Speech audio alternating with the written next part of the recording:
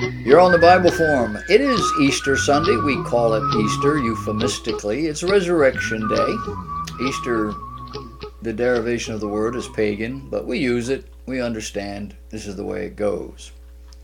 I want to talk to you this evening a little bit about who has control of the culture. You don't have to be very old. You don't have to be around very long before you understand that practical wisdom doesn't come overnight. The very fact that it's practical means that you have to practice. You have to stick your finger in the light socket before you really understand why you won't do that anymore. That's why parents raise children rather than children raising parents. So the knowledge flows down. That's why you cannot drink alcohol or drive or vote or marry before you reach a certain age. That's why the President of the United States has to be 35 years old. You really ought to push that up a little bit. Without a doubt, young people, even in their teens, can make a great impact on society. How old were the computer geniuses like Bill Gates and Steve Jobs when they started plying their craft? How much internet technology has been created by very young adults, college age or thereabouts? And when it comes to protest movements like the anti-war movement in the days of the Vietnam War, how much of that was driven by youth? Today, we're seeing that these demonstrators are in 8th grade or high school. They're not much over 15. This young fellow and this young girl that were kind of the pictures, well-spoken, well-delivered arguments and quick back and forth, they weren't even seniors in high school yet. But to repeat myself, there's a reason why older people govern our homes and teach at our schools and lead our nation. There's a reason why elders are respected, or at least they're supposed to be. One man writes, when our daughters got into their teen years, they didn't like the house rules and often told their mother and me that things should be different, that we were too strict, that our standards were too high. And he says, one day I gave them an assignment. They were to make a list of everything my wife and I were doing wrong, and then write out what the rules should be. Then I asked them to hold on to that list until they were married and had their own children. He says, today my children have children ranging in age from 17 down to 11, and together we have a good laugh about their old lists, which included no house rules, no curfews, no requirements. Oh, and the 60s radical? In a reunion years later, the majority of these students said radicalism cost them in terms of their career.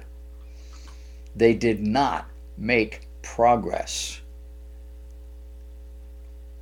in large part because of their radicalism and the things that they were doing on the street. Isn't that amazing?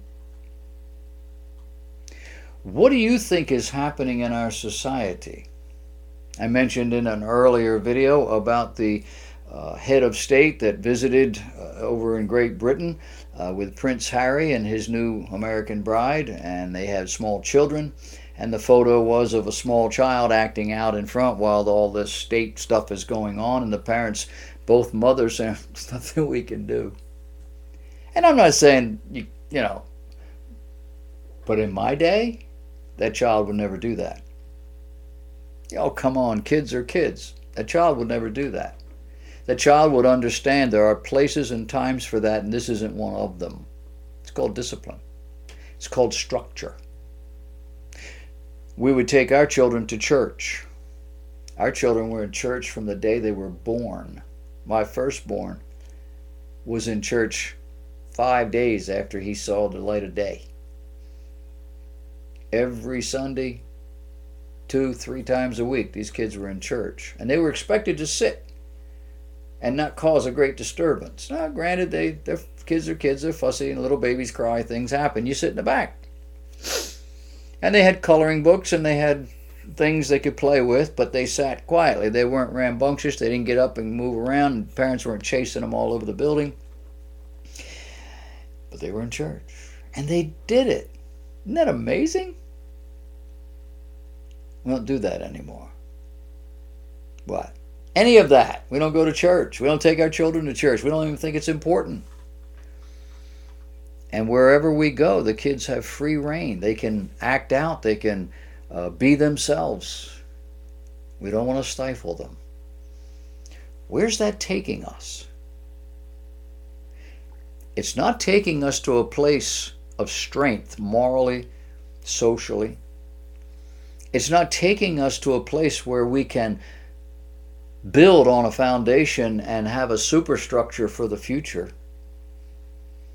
We have 30, 40-year-old men who are still lounging around the house at home with their parents, watching television, playing video games. We have a whole cadre of young adults who don't even think about getting a job, usually men, until they're in their mid-30s, by which time they're not all that viable. They may get lucky. They may have a skill. They may have something really going on. They may go back to a trade school. They may do some things. But generally speaking, by the time you're 35, you should have established yourself in the business, sales, building, doing something. You should have some kind of something going for you. They haven't even started yet, and they're not married. And more of our young people don't want to get married. They still want to have sex, but they don't want to get married. And we've found in the last 40 years that there's a whole cadre of young men who wanted to get married, but they didn't really want to be married. You know what I'm saying? It is a dysfunctional system. How did it get this way? It got this way from a dysfunctional family structure. Family is the basic building block of all society. And mom and dad did not have a cohesive relationship and plan. They did not build into their children a spiritual balance or stationary place, something they could count on. They didn't require character, and they didn't teach them the basic skills of life, beginning with being polite, not I'm talking here, honey. No, I'm talking to your mother. Leave me alone. You know, your grandmother's here. We wanted to and acting out and rolling on the trail. Our kids never did that, and it wasn't because they were afraid they were going to get beat to death. They just never did it. Wasn't to be done. Now, they might have got hurt and screamed. They might have been sick and, couldn't hold on anymore. But generally, that didn't happen. And life was so much more structured.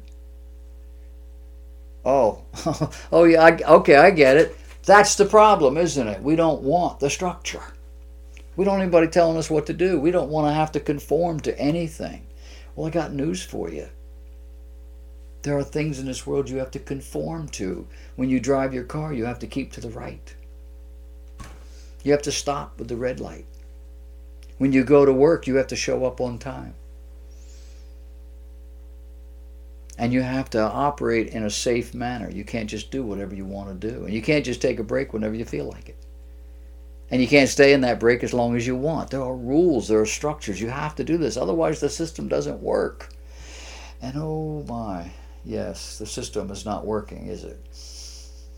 It starts in the family. We don't understand that anymore.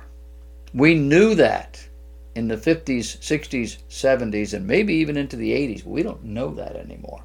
To us, family is a throwaway commodity. And I want you to know that all of what I have said that is destructive is an attack against God. an attack against the God of this world who built that structure in and created those systems and values. That's what this is about. You're a young person, you want to get married, you need to think about it. If you don't have discipline and values and you're not committed to holding the line on those things and raising children that are respectful, decent, educated, productive, go get a puppy dog. Speaking of which, we do better with our puppy dogs than we do with our kids, for the most part.